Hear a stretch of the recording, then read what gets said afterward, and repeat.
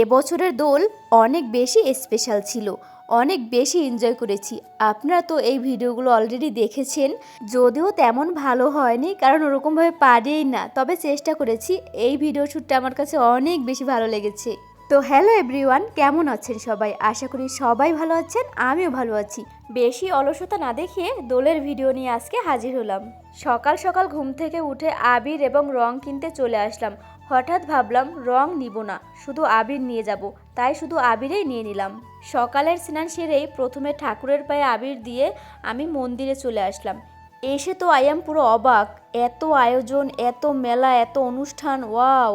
সকালবেলায় প্রচণ্ড রোদ, রোদে আমি তো তাকাতেই পারছি না। আচ্ছা এবার বলেন তো, আমি এবারের দোলে কোথায় এসেছি?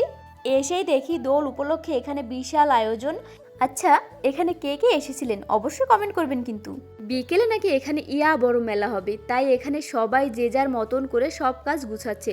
এখন পরিবেশটা অনেকটাই শান্ত, তেমন কোনো লোকজন নাই, খুবই ভালো লাগলো আর কি। এরপরে আমি কিছু ভিডিও শ্যুট নিলাম, তবে ভিডিও শ্যুটগুলো নিতে আমার প্রচণ্ড আনইজি ফিল হচ্ছিল, কারণ সবাই তাকিয়ে আছে। আমি না এখনও নর্মালভাবে ভিডিও করতে পারি না, কেন জানি কেউ তাকালে লজ্জা লাগে, নার্ভাস ফিল হয়, কেন জানি এটা কাটাতেই পারতেছি না। মোটামুটি অনেকগুলো ভিডিও শ্যুট নিয়েছি, তবে যতগুলো ভিডিও শ্যুট নিয়েছি এর মধ্যে এটাই আমার কাছে বেস্ট ছিল। অনেক দিনের ইচ্ছে ছিল এমন একটা ভিডিও বানাবো, যদিও পুরোপুরি হয়নি, তাও যতটুকু হয়েছে আমার কাছে ভালো লেগেছে। কিন্তু একটা বিষয় খারাপ লেগেছে, জানেন সেটা কি? আমি না সাদা শাড়ি পরে যে কেন আসলাম না, কিন্তু কি আর করার বলেন। যাই হোক, এখন বাড়ি যাব, আর বক বক না করি।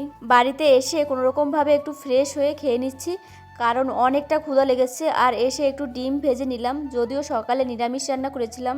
সকালে ফুলকপির বড়া, টমেটো দিয়ে আলু দিয়ে মাত্র বোনের জন্য ডিম ভাজলাম। তো খাবারটা এখন খাবো, টাটা।